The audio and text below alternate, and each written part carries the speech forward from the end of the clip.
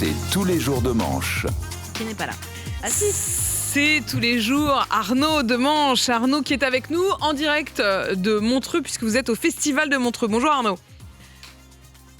Oui, bonjour à tous, vous l'avez dit, effectivement, je vous parle en direct du festival de Montreux en Suisse. Et vous avez vu les amis, c'est ma semaine, hein, entre mon spectacle au Casino de Paris, le festival de Montreux, mon prochain rôle au cinéma dans le nouveau Scorsese et ma signature imminente au PSG, on est sur une période faste. Fast. Alors, comme je suis à l'étranger, vous entendrez peut-être un petit décalage de son. C'est normal, c'est juste que le son va à la vitesse normale des Suisses. C'est un peu plus lent, mais pas de panique.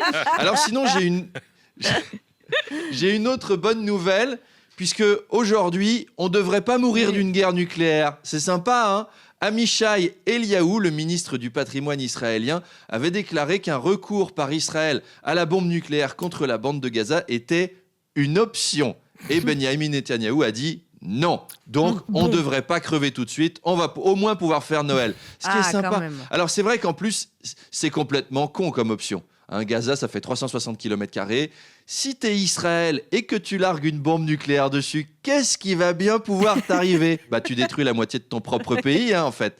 C'est un peu comme si votre syndic vous disait Madame de Malherbe, votre voisine du dessus, elle a des punaises de lit. Donc, ce qu'on va faire, c'est qu'on va lancer une grenade ou deux dans son appartement et tout va être réglé. C'est sûr que c'est résolu. Netanyahou a même dit que cette option était déconnectée de la réalité et il a sanctionné son ministre. Eh ouais, il fait ça, lui. Vous imaginez si en France, Elisabeth Borne devait virer ses ministres qui ont des propos déconnectés de la réalité, elle serait obligée de virer Macron lui-même, en fait. Et 90% du gouvernement, on serait vraiment en carafe. Arnaud, Raquel Garrido a été suspendue 4 mois du groupe parlementaire de la France Insoumise à la suite de ses critiques de Jean-Luc Mélenchon. Oui, bah, au moins, on sait un peu plus à quoi elle ressemble, leur 6e République. Hein.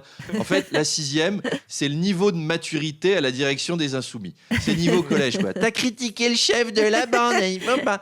Au moins, Macron, on peut lui reprocher beaucoup de choses, mais au moins pas ça, quoi. Les membres de son parti, il les punit pas quand ils sont pas d'accord. Il se contente juste de ne pas les écouter et de faire comme s'ils n'existaient pas. C'est une autre école. En tout cas, Raquel Garrido est suspendue donc pour crime de lèse-majesté. Le bureau politique de la France Insoumise l'a privée de parole à l'Assemblée. Elle doit également copier 300 fois la phrase « Je ne critiquerai plus le cher leader de notre mouvement bien-aimé qui redonne espoir à la patrie des travailleurs » avec les voyelles en bleu et les consonnes en rouge. Et puis elle perd 5 points sur son permis d'insoumise. Parce que, oui, il y a un barème. Il y a un barème. Hein. Critiquer Mélenchon, c'est 5 points. Ouais. Refuser de mettre sa veste par terre quand Jean-Luc Mélenchon descend de voiture pour éviter que ses pieds sacrés ne touchent le bitume bourgeois et réactionnaire, ça, c'est 7 points. Et il faut marcher à 4 pattes dans les locaux de LFI. Donc bref, la Raquel Garrido doit également se flageller les cuisses avec des orties 1 heure par jour et se rincer la bouche à la javel avant de parler. Car... Apolline, un bon insoumis, c'est un insoumis soumis. Voilà. Arnaud, vous auriez dû me le dire avant que je la reçoive tout à l'heure. J'aurais ouvert par ça, c'est magnifique. Ah bah oui, la formule est sympa. Magnifique. Hein. Arnaud, 2 militants écologistes ont perturbé les compétitions d'e-sport de la Paris Game Week.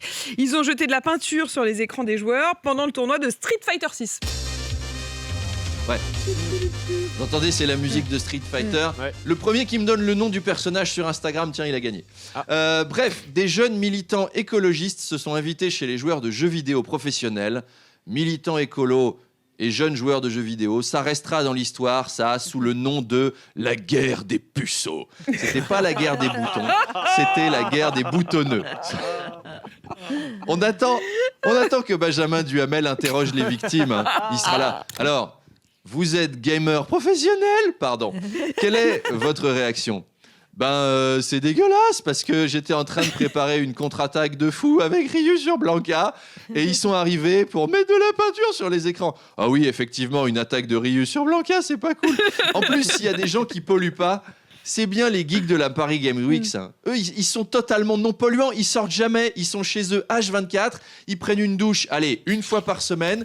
Il y en a pas un qui s'est acheté un t-shirt neuf depuis 87. Ils consomment quasiment pas de plastique parce qu'ils utilisent jamais de préservatif faute de partenaires. Et les militants écolos, ils veulent nous faire croire que ces innocents sont une menace pour l'environnement. Alors je dis non. Je soutiens les geeks, je suis avec eux, d'autant que je suis bien obligé d'admettre que je fais un peu partie du clan. Allez les gars, force à vous. Je vous laisse, j'ai un Mario Wonder à terminer avant le festival. Gros bisous les amis, ça m'a fait plaisir de vous voir. Bisous. Attention. Demanche pirate, le face-à-face. Arnaud Demanche sans modération, bien sûr. Et ce matin, vous n'êtes pas dans le studio, vous êtes en duplex depuis Montreux en Suisse, puisque vous êtes à Montreux pour le festival, le fameux festival de Montreux. Et alors même depuis la Suisse, vous piratez le face-à-face. Arnaud, mon invité ce matin, c'est Delphine Orviller, philosophe, rabbin. Oui, Apolline, bonjour. Effectivement, je suis en duplex de Montreux avec un petit décalage, vous l'entendez peut-être. Et ce matin, effectivement, vous recevez la plus célèbre des rabbines françaises. D'ailleurs, c'est joli le mot rabbine, je trouve. Autant curette catholique ou popette orthodoxe, ça fait moins classe. C'est peut-être pour ça qu'il n'y en a pas, d'ailleurs. Alors, chez les musulmans pratiquants, par contre, les deux existent. On dit un imam et une imam. Et puis, chez les musulmans intégristes, on dit pour les hommes un imam et pour les femmes, on dit un lave-vaisselle. Voilà, faut pas se tromper. Delphine Orviller réagira à cette information. La Russie serait derrière l'affaire des étoiles de David taguées à Paris. Le couple de Moldaves interpellé dit avoir été commandité par un Russe pour déstabiliser la France. Et c'est là qu'on voit qu'on fait pas trop peur à Poutine, en fait. Aux USA, les Russes ont essayé de truquer les élections. En Grande-Bretagne, ils empoisonnent les opposants. En Ukraine, Poutine, elle a carrément envoyé son armée. En France, il nous a envoyé 2 clodos moldaves pour faire des tags à la con. Voilà. Poutine, c'est Banksy maintenant. C'est un street artiste. Et c'est quoi la prochaine déstabilisation qu'il a prévue pour notre pays? Il va sortir un album de rap conscient, à part avoir 3T dans Télérama. En plus, mis à part vous, Apolline, plus personne ne lit Télérama, donc ça va pas déstabiliser grand monde. Bref, vous voyez que le conflit prend des formes absolument inédites, donc rendez-vous à 8h30 avec Delphine Orviller pour en parler. À tout à l'heure. À tout à l'heure.